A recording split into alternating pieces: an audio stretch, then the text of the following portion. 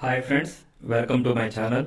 ఈరోజు కాంచీపురంలోని ఆలయాల గురించి, కాంచీ పట్టణ దర్శనం గురించి తెలుసుకుందాం.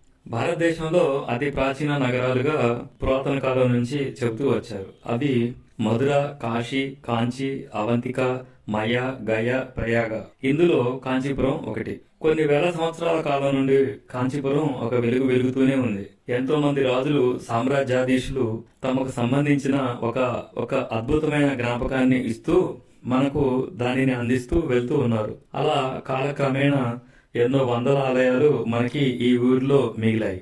పల్లవులు, చోళులు, చాళుక్యులు, పాండ్యులు లాంటి వారు ఎంతమంది వచ్చినా మా ఆలయాలను ఎవరు డిస్టర్బ్ చేయలేదు. తమిళనాడులోని చాలా ఆలయాలు అదృష్టవశాత్తు తుర్ష్కుల దాడికి గురి కాలేదు. అందుకే ఇప్పటికి కూడా కాంచీపురంలో మనం కొన్ని వందల ఆలయాలను చూడగలుగుతున్నాం.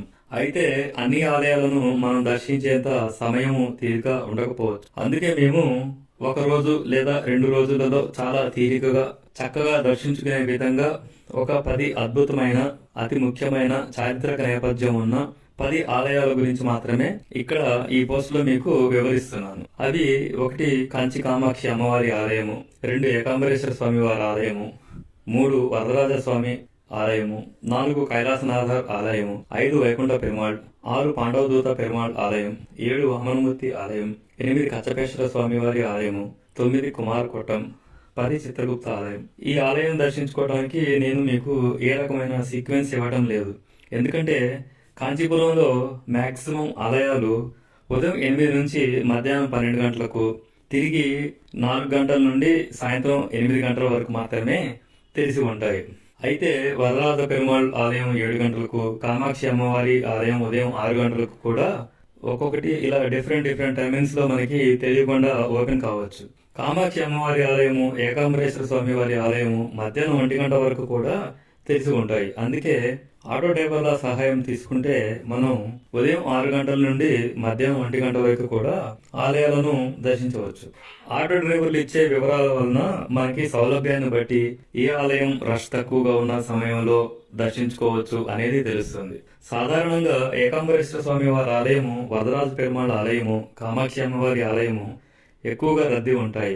కైలాసనాథ దేవాలయం, వైకుంఠ పెరుమాళ్ ఆలయాలలో శిల్ప సంపద, చూడవలసిన అంశాలు చాలా ఎక్కువగా ఉంటాయి. అందుకోసమే ఎక్కువ సమయం పడుతుంది.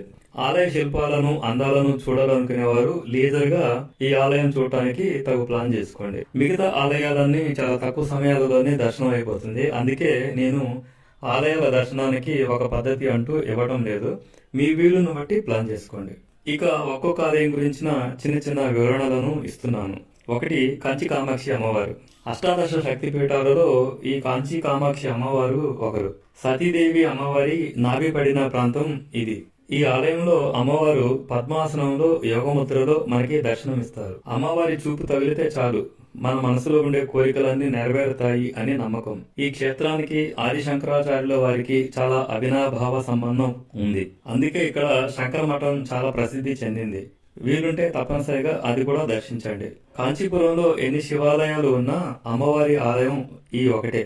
అన్ని శివాలయాలలో అమ్మవారి ఆలయాలు ఉండవు. కాంచీపురం కామాక్షి అమ్మవారి ఆలయంలోనే అమ్మవారి ఆలయం ఉంటుంది. ఇక ఎక్కడ అమ్మవారి ఆలయాలు ఉండవు. అందుకే ఈ ఆలయాన్ని తప్పనిసరిగా దర్శించుకోండి. 2 ఏకాంబరేశ్వర స్వామి ఆలయం. కాంచీపురం మొత్తం అమ్మవారి వృత్తాంతోనే నిండి ఉంటుంది. పార్వతీదేవి అంశ అయిన కామాక్షి అమ్మవారు ఇక్కడ ఒక మామిడి చెట్టు క్రింద ఇసుకతో ఒక శివలింగాన్ని చేసి స్వామివారిని ప్రసన్నం చేసుకుని వివాహం చేసుకున్నదట. అందుకే ఈ క్షేత్రం చాలా ప్రసిద్ధి చెందింది. అమ్మవారు పూజించిన ఆ చెట్టు ఇప్పటికీ ఈ ఆలయంలో ఉంటుంది. అమ్మవారు ప్రతిష్ఠించిన ఇసుకతో చేసిన ఆ శివలింగానికే ఇప్పటికీ కూడా పూజలు జరుగుతున్నాయి.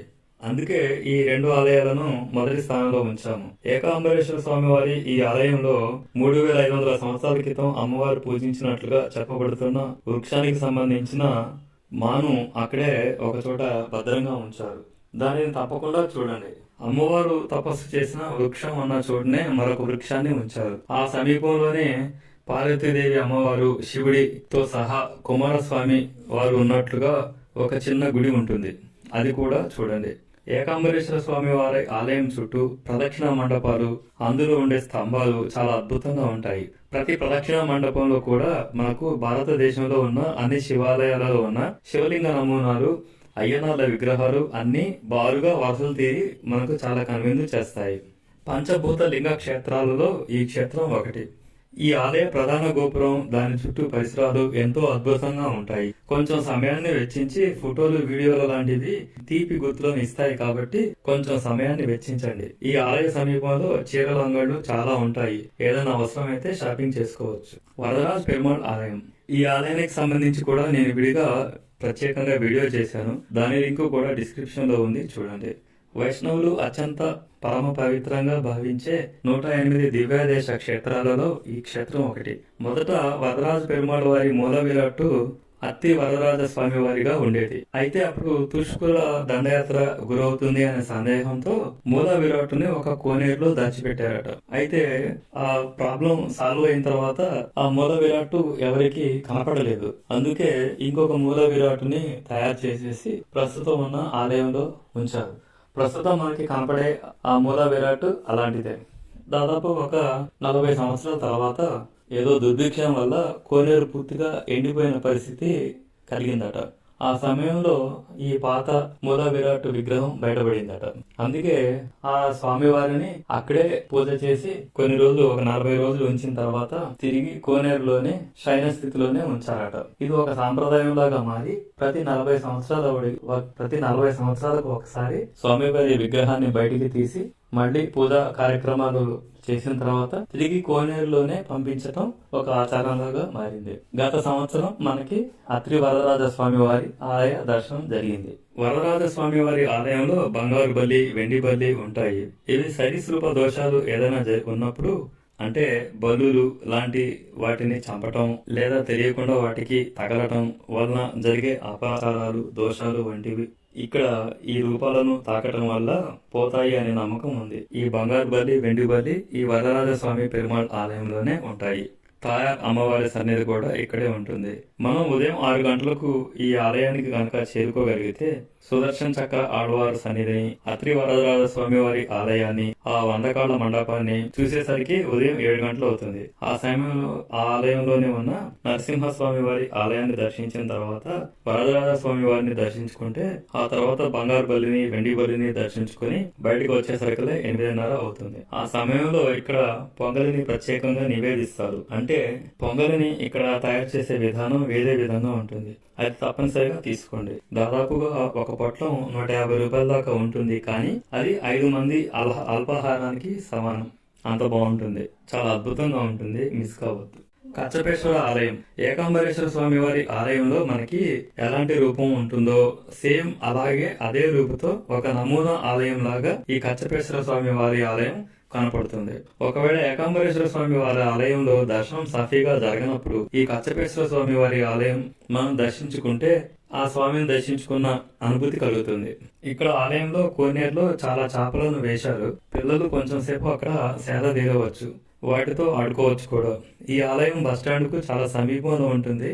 రిటర్న్ వెళ్లేటప్పుడు ఈ ఆలయాన్ని చూసుకుని వెళ్తే సమయం ఆదా అవుతుంది. చిత్రగుప్త ఆలయం. కచ్చపేశ్వర ఆలయానికి అత్యంత సమీపంలోనే ఈ ఆలయం ఉంటుంది. ఈ ఆలయంలో యమధర్మరాజు వారి ప్రధాన అనుచరుడైన చిత్రగుప్తుల వారికి ఆలయం ఇక్కడ ఉంది. స్వామివారిని దర్శించుకుంటే యమ బాధలు ఉండవు అని ఒక నమ్మకం ఉంది. మన భారతదేశంలో విడిగా చిత్రగుప్తుల వారికి ఎక్కడ ఆలయం లేదు కాబట్టి ఇది ప్రత్యేకం. ఇక్కడ మనం దర్శించుకుంటే బాగుంటుంది. కుమారకొట్టం. ఈ ఆలయంలో స్కంద పురాణాన్ని రాసినప్పుడు స్కందుడు అంటే కుమారస్వామి ఏ ఆకారంలో ఉన్నారో ఆ ఆకారంలోనే కుమారస్వామిని ఇక్కడ ఒక విగ్రహం లాగా ఉంచి పూజిస్తూ ఉన్నారు. కుమారస్వామి వారిని ఆరాధన చేసే వారికి ఈ ఆలయం ఎంతో ముఖ్యమైనది. ఈ ఆలయం కూడా చిత్రగుప్త స్వామి వారి ఆలయ పరిసరాలలోనే ఉంటుంది. వెంటనే దర్శనం చేసుకోవచ్చు. వైకుంఠ పెరుమాళ్ ఆలయం. ఈ ఆలయం కాంచీపురం ఆలయాలన్నింటిలోకెల్లా అతి పురాతనమైన ఆలయం. ఈ ఆలయాన్ని పల్లవులు కట్టించారు. ఇందులో శ్రీ మహావిష్ణువు 3 అంతస్తులలో 3 రూపాలలో మనకి దర్శనమిస్తారు. గ్రౌండ్ ఫ్లోర్ లో స్వామివారు కూర్చుని ఉన్నట్లుగా, మొదటి అంతస్తులో నిలబడిన స్థితిలో, 2వ అంతస్తులో శయన స్థితిలో మనకి దర్శనమిస్తారు. అయితే కేవలం ఏకాదశి రోజు మాత్రమే మొదటి అంతస్తులోకి అనుమతి ఉంటుంది. 2వ అంతస్తులోకి ఎవరికి ప్రవేశం ఉండదు. ఈ ఆలయంలో ఇంకొక విచిత్రం ఏంటంటే ఆలయానికి వెళ్లేందుకు ఎక్కడా మెట్లు కనపడవు. క్రింద ఆలయం నుండి మాత్రమే పై ఆలయానికి మెట్లు ఉంటాయి. బయట నుండి చూస్తే ఒకే ఆలయం లాగా ఉంటుంది. పైన ఇంకా 2 ఆలయాలు ఉన్నాయని నమూనా కూడా మనకి ఎక్కడా తెలియదు. చాలా అద్భుత సాంకేతిక పరిజ్ఞానంతో ఈ ఆలయాన్ని నిర్మించారు. ఆలయం చుట్టూ ఉండే శిల్ప సంపద చాలా అద్భుతంగా ఉంటుంది. క్రిక్కిరిసిపోయినట్లుగా ఉంటుంది.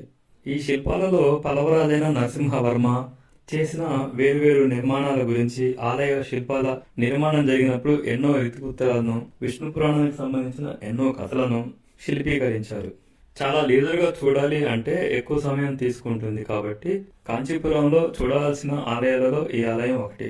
కైలాసనాథర్ ఆలయం. ఈ ఆలయం గురించి ప్రత్యేకంగా నేను ఇంకొక వీడియో కూడా చేశాను. దాని లింక్ కూడా కింద డిస్క్రిప్షన్లో ఇచ్చాను, చూడండి. ఈ ఆలయాన్ని కూడా పల్లవులే నిర్మించారు. ఈ ఆలయం గర్భగుడిలో ఒక చిన్న సొరంగ మార్గం ఉంటుంది. ఆ సొరంగ మార్గం గుండా శివలింగాన్ని కనుక ఒక ప్రదక్షిణలాగా చేస్తే పునర్జన్మ ఉండదు అని నమ్మకం. అందుకే ఈ సొరంగ మార్గంలో తప్పనిసరిగా ఒక ప్రదక్షిణ చేయండి. ఆ రోజుల్లో బౌద్ధం చాలా పరిడవిల్లినట్లుగా ఇక్కడ అనిపిస్తుంది. బౌద్ధ సన్యాసులు విడిగా కూర్చొని ధ్యానం చేసుకునేందుకు వీలుగా చుట్టూ చిన్న చిన్న ఆలయాలను చెక్కారు. ఆలయంలో శిల్పాలను ప్రతిక్షేపించారు.